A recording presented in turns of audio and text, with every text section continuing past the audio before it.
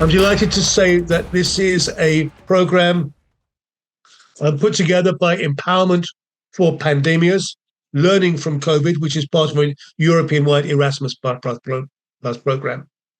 We have with us today 4 people who are involved in that.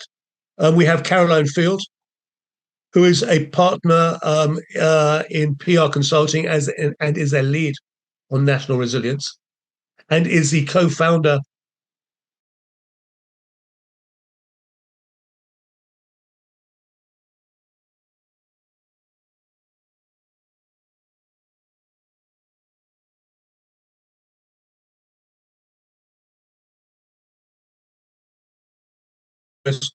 aspects.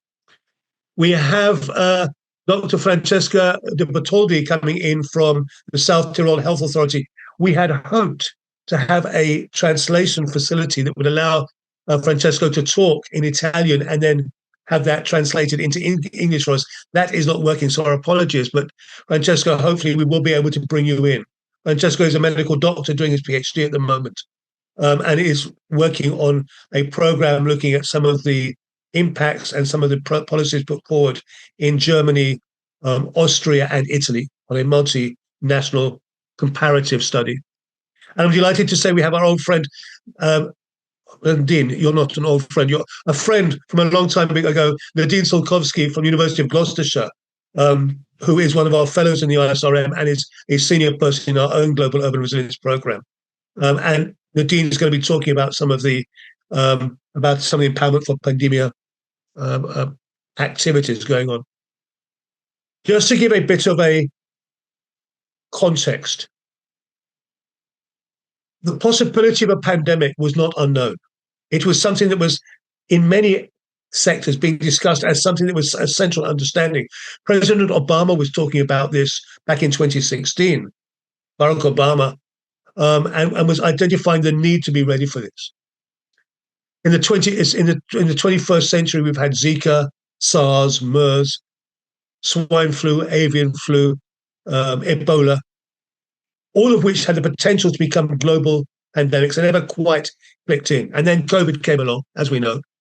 In Wuhan, China, it started out there in about October, November 2019, and very quickly came to Europe and the rest of the world in February 2020.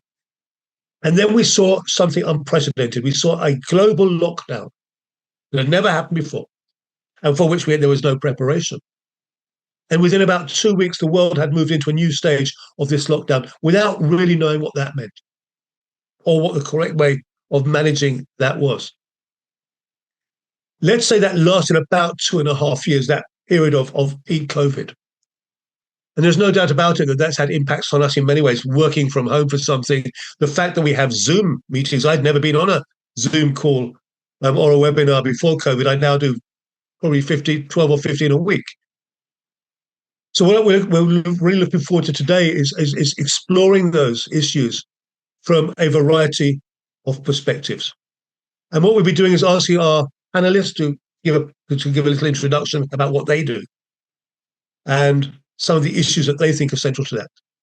We will then have a roundtable discussion, which I'm very much looking forward to,